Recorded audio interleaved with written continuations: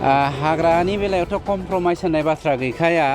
बिथांमोनखौ जोङो हा होनो थाखाय हाखौ थि खालामखाबाय बावैसोनो जों बिथांमोननो हाखौ रानसिगोन आरो हाग्राखौ थैबाबो होआ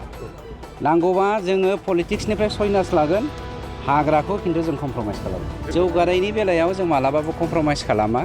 जों जेब्लायबो जौगानायखौ खामानि मावलांबाय थागोन सोरबाया दादागिरि खालामनानै दाथ' नुनो मोन्दों बिपिएफआ इनकारेज खालामनानै मानसिफोरखौ हाग्रा दाननो थाखाय थुलुंबाय दङ दा हाग्रायावनो थानानै दादागिरि खालामनानै समाजनि बेरेखा मावनो नागिरदों बिथांमोना जेल जानो थाखाय रेडि जानानै थाबानो जाबाय आं नोंथांमोननि मिडियानि गेजेरजों बुंफिननाय जाबाय जौगानायनि बेलायाव जों मालाबाबो कमप्रमाइस खालामा जों जेब्लायबो जौगानायखौ खामानि मावलांबाय थागोन आरो फैगौ बोसोरथाम जोंहा सरकारा दंबावो बे बोसोरथामनि गेजेराव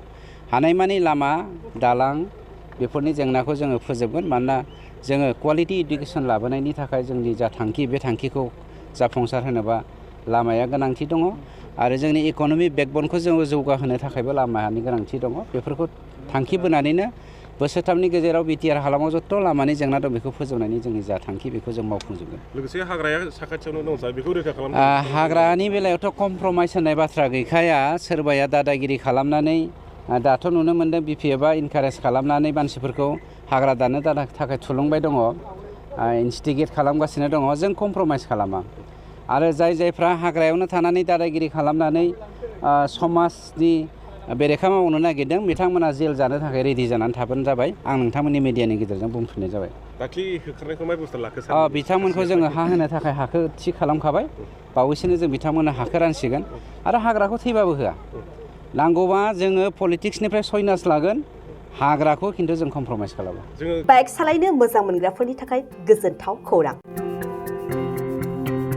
मार्च दाननि 22-23 आरो 24 अक्ट' सानथामनि थाखाय दावहारु अट' एजेन्सिया नोंथांनो लाबोगासिनो मेगालन काम एक्सचेन्ज मेला